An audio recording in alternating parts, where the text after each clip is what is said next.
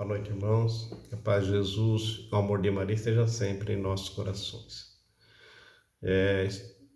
Resolvi gravar este vídeo, este áudio, devido nós, antes da pandemia, estávamos fazendo o nosso seminário de vida no Espírito.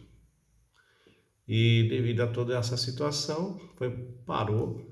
E eu pretendo aí dar um breve resumo sobre o nosso seminário, onde nós falaremos sobre o querigma. A pregação do querigma é o primeiro anúncio, onde o que é ensinado pregado sobre Jesus morto, ressuscitado e glorificado. E dentre esse anúncio, existe 6 ou 7 palestras, ao qual a gente vai tentar aí, nessas terças-feiras, estar falando sobre elas. A primeira fala sobre o amor de Deus, depois vem o pecado, a salvação, fé e conversão, o senhorio de Jesus e o Espírito Santo. Nós vamos aí no decorrer das semanas falar um pouquinho sobre isso. E hoje iremos falar sobre o amor de Deus, o quanto somos amados pelo Pai. E aí vem uma pergunta: você se sente filho amado ou filha amado de Deus? Vamos começar então a meditar isso. Vamos iniciar, né? Em nome do Pai, do Filho, do Espírito Santo. Amém. Pedir a Deus que derrame sobre nós a luz do Teu Santo Espírito, abrindo o nosso coração para o entendimento da vontade de Deus, dar a Ele acesso, né? E que Ele possa estar assim, ter toda a liberdade de tocar na nossa mente, na nossa alma, no nosso coração, para que a gente possa ter entendimento e penetrar nessa imensidão do amor de Deus. O Catecismo diz assim, né? No parágrafo 27, o desejo de Deus está inscrito no coração do homem, já que o homem é criado por Deus e para Deus, e Deus não cessa de atrair o homem a si, e somente em Deus o homem há de encontrar a verdade e a felicidade, que não cessa de procurar. Então, somente em Deus o homem há de encontrar a verdade e a felicidade. Então a gente percebe aí, o que é a verdade? Jesus discute muito sobre isso. E o que é a felicidade? A verdadeira felicidade é que preenche todo o teu ser, tua alma, todo o teu ser. Quantas pessoas procuram a felicidade, tantas coisas, e Deus, Ele pede para nós e nos ensina, devemos procurar a felicidade, a perfeita felicidade nele. Eu gostaria de partilhar com vocês uma parábola que Jesus, para que a gente possa entender o quanto nós somos amados por Deus, quem é o Pai. Na verdade, Jesus, ele veio para nos salvar, mais do que isso, ele veio também revelar quem é o Pai, quem é Deus.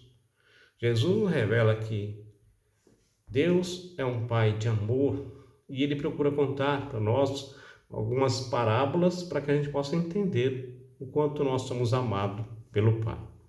E Jesus conta uma parábola que toca muito no meu coração, que fala sobre a parábola do filho pródigo, que diz assim, a gente pode ler, está lá em Lucas, no capítulo 15, versículo 11 seguintes, diz assim, talvez muitos já conhecem, mas vamos reler a parábola para a gente poder entender o que Jesus quer dizer sobre isso. Um homem tinha 2 filhos. O mais moço disse a seu pai, meu pai, dá-me a parte da herança que me toca. O pai então repartiu entre eles os haveres. Poucos dias depois, ajuntando tudo o que lhe pertencia, partiu o filho mais moço para um país muito distante e lá dissipou a sua fortuna, vivendo dissolutamente. Depois de ter esbanjado tudo, sobreveio àquela região uma grande fome e ele começou a passar penúria. Foi pôr-se a serviço de um dos habitantes daquela região, que o mandou para os seus campos guardar os porcos. Desejava ele fartar-se das vagens que os porcos comiam, mas ninguém lhes dava. Entrou então em si e refletiu: quantos empregados há na casa de meu pai, que tem o pão em abundância, e eu aqui estou a morrer de fome. Vou me levantar, irei a meu pai e direi: meu pai, pequei contra o céu e contra ti, já não sou digno de ser chamado teu filho. Trata-me como um dos teus empregados.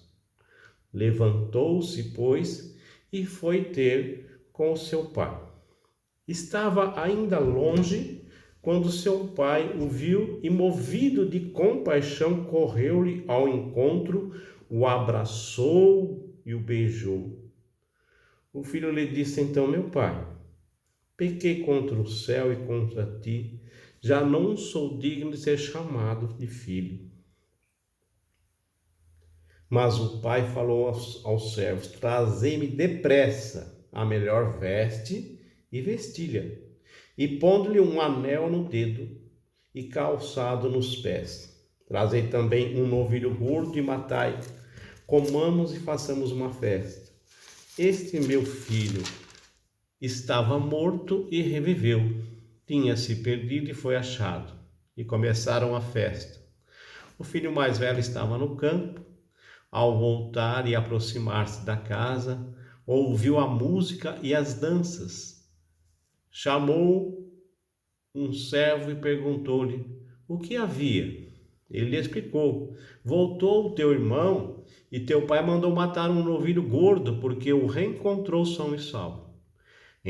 Encolerizou-se ele e não queria entrar. Mas seu pai saiu e insistiu com ele. Ele então respondeu ao pai: há tantos anos que eu te sirvo sem jamais transgredir ordem alguma tua, e nunca me destes um cabrito para festejar com os meus amigos. E agora que voltou este teu filho, que gastou os teus bens com as meretrizes, logo lhe mandaste matar um novilho gordo? Explicou-lhe o pai: filho, tu estás sempre comigo. Tudo que é meu é teu. Convinha, porém, fazermos festas, pois este teu irmão estava morto, reviveu, tinha se perdido e foi achado. Palavra da salvação. Glória a vós, Senhor. Irmão, para falar do amor de Deus, até que não é difícil, e viver esse amor. Rezar o Pai Nosso, chamar Deus de Pai. Pai que está no céu, santificado seja o vosso nome. O desejo de Deus é que todos nós santifiquemos o nome do Pai. Como é que se faz isso? Santificar o nome daquele que é santo, no Pai, no Filho e no Espírito Santo, 3 vezes santo. Como eu santifico o nome do Pai? Eu santifico o nome do Pai quando eu vivo a vida de filho de Deus. Quando o meu testemunho é válido, é autêntico, quando eu procuro conhecer o que Deus quer de mim, porque Ele me ama e Ele transmite todo esse amor. Como diz aqui no início do catecismo, nós somos amados e o Senhor nos leva a conhecer a verdade, e a verdade nos liberta. Está lá em João 8,32, Jesus repete isso: se permanecerem na minha palavra, serei verdadeiros discípulos, conhecereis a verdade, e a verdade vos libertará. Essa verdade libertadora, Jesus tenta expressar nesse amor do Pai. Aí ele conta essa parábola. Devido a fatos, acontecimentos, em que ele conheceu, por exemplo, Levi, que era cobrador de impostos. O judeu detestava os cobradores de impostos. Estava numa escravidão que cobrava um exagero de impostos. O imperador romano, eles estavam escravos do Império Romano. E esse Levi, Jesus encontra ele e vai cear na casa dele. Lá estava uma festa cheia de mulheres, né? Aonde assim, essa festa é mundana. Eles começaram assim, só tem pecador ali. Começaram a falar. E depois disso, Jesus também, talvez até os apóstolos falaram assim: mas você sabe que quando ele está entrando na casa desses pessoal ali, não, eles estão afastados das coisas santas, das coisas de Deus. E Jesus resolve contar essa parábola. E aí ele conta a história dos 2 filhos. O mais novo fala assim para o pai: me dá a herança que me cabe.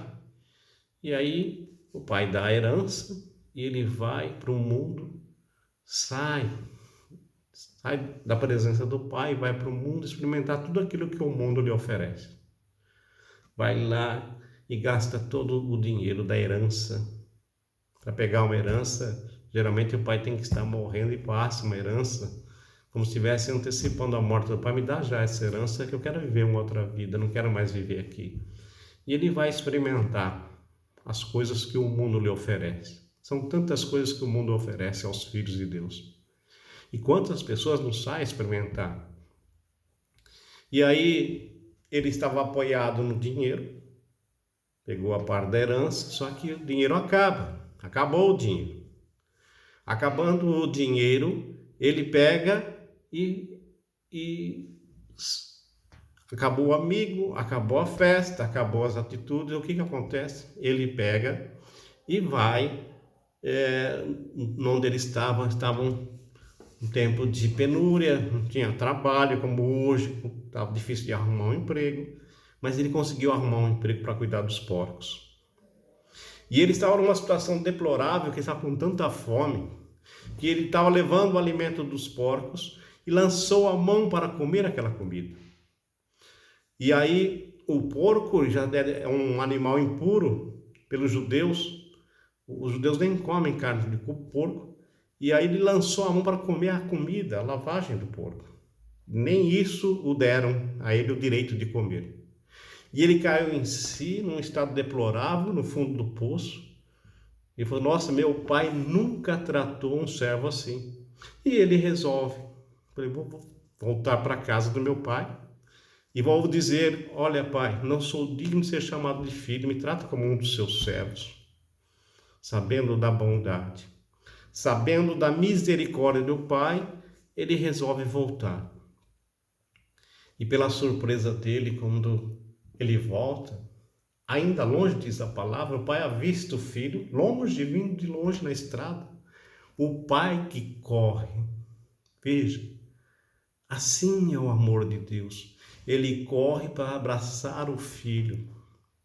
E foi, diz a palavra, que ele abraçou o filho, cobriu o filho de beijos, envolveu o seu filho no amor. E você pode imagina o pai que ama o filho, abraçando o filho, envolvendo o filho no seu amor. E aí o filho sente amado, sente-se amado pelo pai. Jesus contando a parábola, e a gente pode experimentar esse amor. E aí esse filho volta, mas o pai o que faz? Ele cobre ele de beijo, dá uma veste nova para ele, uma aliança, um anel no dedo e calçados novos, sandália aos pés, calçados novos, nova veste. O que quer dizer isso, nova veste? A oportunidade de ele se redimir e nascer de novo, participar de uma aliança eterna de amor de Deus para com ele. E ele te dá essa oportunidade ao filho. O pai o envolve no seu amor, no seu abraço paternal. E aí ele se sente todo movido por esse amor. O que eu queria dizer para vocês que é assim que ele conta para nós. Porque a gente vai imaginar, a gente tem facilidade para julgar as pessoas. Esse cara aí, gastou tudo ele com prostituição, com droga, bebedeira, orgia, fez de tudo com pecado. Não merecia que o pai corresse e o envolvesse. Tem muita gente que julga as pessoas pelo que ela é. Essa aqui é dona de um cabaré, prostituta, esse é ladrão, esse aqui não vale nada, esse aqui é bandido. Esse aqui então, nossa, esse fez tal coisa, esse é detestável, e Deus não faz isso. Uma prova é que Jesus conta quem é o Pai. As pessoas têm medo de Deus, pensam assim que Deus está nos punindo, porque está nos castigando porque nós somos pecadores. E nós somos pecadores, nós nascemos na culpa e no pecado. E aí a gente pensa assim, olha, tudo isso que está acontecendo é porque Deus está castigando, e não é verdade. Não é verdade que Deus castigando. Tudo isso que está acontecendo é culpa do pecado que o homem causa. É um pecado causado pelo homem. E tem as consequências. Todo pecado tem as consequências. Vamos conversar sobre isso na próxima semana, que vai falar sobre o pecado. Mas veja, tem as suas consequências.